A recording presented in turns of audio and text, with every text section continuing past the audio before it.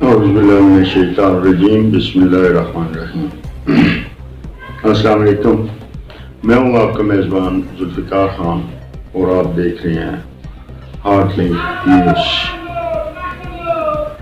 آج ہم بات کریں گے کہ 75 سال گزر چکے ہمیں آزادی حاصل کی ہے، اور اس پاک سرزمین پہ جب بھی سنا سربراہوں کی زبانی، چاہے وہ وزیر اعظم تھا چاہے وہ صدر تھا، اس نے ہمیں صرف اور صرف ایک ہی جملہ کہا۔ کیا جملہ کہا؟ پاکستان انتہائی نازک دور سے گزر رہا ہے، اور اس جملے کے ساتھ ساتھ عوام سے صرف ایک ڈیمانڈ کی گئی۔ وہ ڈیمانڈ کیا تھی؟ کہ آپ نے قربانی دینی ہے۔ اب جو ہماری اشرافیہ ہے، جو ہمارے اوپر حکومت کرتے ہیں، چند ایک خاندان ہیں، چند ایک فیملیز ہیں جنہوں نے اس ملک کو اپنے باپ کا مال سمجھا ہوا ہے، وہ بار بار یہی کہتے ہیں کہ عوام قربانی دے، عوام قربانی دے۔ عوام کہاں تک قربانی دے؟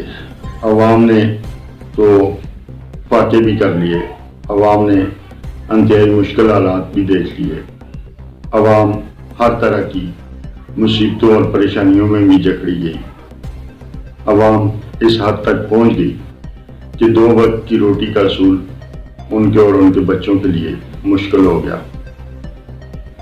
لیکن ہمارے ان بے حس حکمرانوں کی یہ رٹ ختم نہیں ہوئی کہ آپ عوام ملک کے لیے قربانی دے۔ عوام ملک کے لیے قربانی دیتی رہے، مقروض ہوتی رہے، IMF ہو یا دیگر ادارے ہوں، ان سے قرض لیے جائیں، اور وہ قرض کہاں جاتے ہیں، کس چیز پہ خرچ ہوتے ہیں، کسی کو کچھ پتہ نہیں۔ آج ملک کا بچہ بچہ مقروض ہے۔ جو بچہ رات کو پیدا ہوتا ہے، صبح اٹھتا ہے تو اس کے کندھوں پہ قرض کا بوجھ موجود ہے۔ یہ قرض، یہ تو سب کو پتا ہے کہ آیا کہاں سے، لیکن یہ کسی کو بھی نہیں پتا کہ یہ جائے گا کہاں۔ اس کی وجہ چند ایک اداروں کا انتہائی طاقتور ہونا اور ان نام نہاد حکمرانوں کا ساتھ دینا اس ملک کو ڈبو کے بیٹھ گیا۔ اگر یہ دیکھا جائے کہ وہی لوگ جو آج سے 4 سال پہلے یا 5 سال پہلے یا 3 سال پہلے برے تھے، ان کو محض اس وجہ سے ہٹایا گیا کہ وہ کرپشن کے علم بردار ہیں، انہوں نے انتہائی کرپشن کی ہے، جس کی وجہ سے ملک کا ستیہ ناش ہو گیا، لہذا ان کو ہٹانا ضروری ہو گیا۔ ان کو ہٹا دیا جاتا ہے، ان کی جگہ پہ ایک نیا مورا لا کے بٹھا دیا جاتا ہے، میں مورا ہی کہوں گا۔ اس مورے کو چلایا جاتا ہے، اور جب چلتے چلتے وہ مورا تھوڑا سا آئیں بائیں شائیں کرتا ہے یا کچھ عوام کے حق میں سوچنا شروع کرتا ہے، کیونکہ آنے والے کو یہ پتہ ہوتا ہے کہ کل کو میں نے دوبارہ اس عوام کے سامنے جانا ہے اور میں نے ووٹ لینا ہے۔ اگر وہ تھوڑا سا 10% بھی عوام کے بارے میں سوچنا شروع کرتا ہے تو وہ برا ہو جاتا ہے، اور وہی لوگ جو 4 سال پہلے 3 سال پہلے کرپشن کے علم بردار تھے، وہ پاک، نیک، صاف شفاف اور سچائی اور ایمانداری کا علم بردار بن جاتے ہیں، اور ان کو دوبارہ لانے کی کوششیں شروع ہو جاتی ہیں۔ ہونا تو یہ چاہیے کہ جس کو آپ نے ایک دفعہ ریجیکٹ کر دیا ہے وہ دوبارہ نہیں آنا چاہیے، کیونکہ اس پہ آپ نے الزامات ہی ایسے لگائے ہیں۔ لیکن اس چیز کی سمجھ آج تک پاکستانی عوام کو نہیں آئی کہ یہ وہ کون سا ڈٹرجنٹ ہے، کون سا صرف ہے جس میں دھل کر وہ 2.5-3 سال کے بعد پاک، صاف اور شفاف ہو جاتے ہیں۔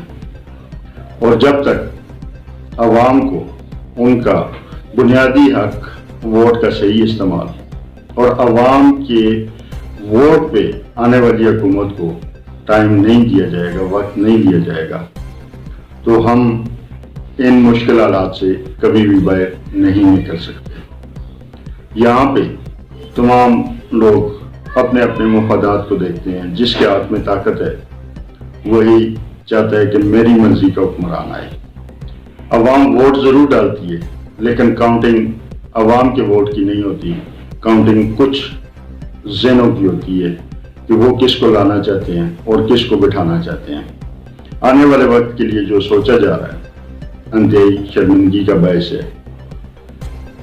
جس کو لانے کی پالیسی سامنے آ رہی ہے، جس کو خود اپنے آپ کا نہیں پتا کہ میں ہوں کون، اس کو آپ کے اوپر حکمران بنانے کے بارے میں انتہائی سنجیدگی سے نہ صرف سوچا جا رہا ہے بلکہ مکمل پلاننگ بھی کی جا چکی ہے۔ بہرحال اس سلسلے میں بات یہیں تک کروں گا۔ عید قربان کی آمد ہے اور ہر گھر کے سربراہ کو بہت ساری پریشانیوں کا سامنا ہے۔ دیکھنے میں یہ آ رہا ہے کہ آمدنی کے جتنے ذرائع تھے، خاص طور پہ دیہڑیدار طبقے کے لیے، وہ ختم ہو چکے ہیں۔ کنسٹرکشن بند پڑی ہے، دیگر جو مواقع ہیں مزدوری کے وہ بند پڑے ہیں، مزدور طبقہ بالکل گھر میں بیٹھا ہوا ہے، اور مہنگائی کا جو طوفان ہے 48% کو چھو رہا ہے۔ اور اس مہنگائی کے دور میں گھر کے سربراہ کے لیے انتہائی مشکل ہے کہ وہ عید جیسے شاندار موقع پہ بھی اپنے بچوں کے لیے نئے کپڑوں، نئے جوتوں اور دیگر اشیاء کا انتظام کر سکے، کیونکہ آمدنی نہیں ہے۔ اور مہنگائی کا تناسب جو چیز آج سے سال ڈیڑھ سال پہلے اگر 500 کی ملتی تھی تو ابھی وہ 2500 پہ پہنچ چکی ہے، تو وہ کہاں سے ارینج کرے، کہاں جائے، کیا کرے۔ حالانکہ دیکھنے میں یہ ہے کہ مرد کے بارے میں ایک مثال مشہور ہے کہ انتہائی بے حس، ظالم اور اپنی سوچ رکھنے والی شخصیت ہوتی ہے۔ لیکن دیکھنے میں یہ آ رہا ہے کہ مرد ہر وہ قربانی دیتا ہے اپنے اور اپنی فیملی کے لیے جو اس کے اختیار میں ہوتی ہے، جہاں تک اس کا بس چلتا ہے وہ اپنے آپ کو بھی قربان کرنے سے درگزر نہیں کرتا۔ باہر جاتا ہے، لوگوں کی باتیں سنتا ہے، گھر آتا ہے، گھر والوں کی باتیں سنتا ہے، اور جو قربانی کا جذبہ دیکھنے میں آ رہا ہے، اور خاص طور پہ ان چند دنوں میں میں نے جو دیکھا وہ یہ دیکھا، ایسے لوگوں کو میں نے دیکھا کہ جنہوں نے 3 سے 4 عیدیں گزرنے کے باوجود اپنے لیے کچھ نہیں بنایا۔ اگر ان کے پاس کچھ تھا تو انہوں نے اپنی اولاد کے لیے، اپنے بیوی بچوں کے لیے کوشش کی کہ کچھ بنا سکیں ان حالات کا سامنا کرتے ہوئے بھی۔ لیکن اسی مرد کو ہمیشہ بدنام کیا جاتا ہے۔ کبھی اس کو یہ نہیں کہا گیا کہ پچھلی عید پہ ہم نے بنائے تھے، اس عید پہ ہم نہیں بناتے، آپ اپنے لیے کچھ بنا لو۔ لیکن پھر بھی ظالم کون ہے؟ یہ مرد ہے۔ مرد کیوں ہے؟ کہ یہ گھر کا سربراہ ہے، اور اس سربراہ کو لان تان تو ملنی ہے، کیونکہ یہ ایک ناکام مرد ہے۔ ناکام مرد اس لیے ہے کہ اس کی آمدنی کے ذریعے ختم ہو چکے۔ اس گورنمنٹ نے اس کو اس قابل نہیں چھوڑا کہ وہ اپنی خاندان کی بہترین قسم کی کفالت کر سکے۔ حالانکہ حکومتوں کا کام یہ ہوتا ہے کہ وہ عوام کی سہولیات کے لیے سوچتے ہیں، لیکن یہاں کرسی کی جنگ اتنی بھاری پڑ چکی ہے کہ یہاں پہ عوام کے بارے میں نہیں سوچا جا رہا۔ ہر بندہ، ہر سیاستدان صرف یہ سوچ رہا ہے کہ میں کیسے کرسی تک پہنچ سکتا ہوں اور کون سے حربے استعمال کر سکتا ہوں، کس طرح میں زبانیں لوگوں کی بند کر سکتا ہوں، کس طرح میں اظہار پہ پابندی لگا کے میں لوگوں کو اپنے حساب سے چلا سکتا ہوں۔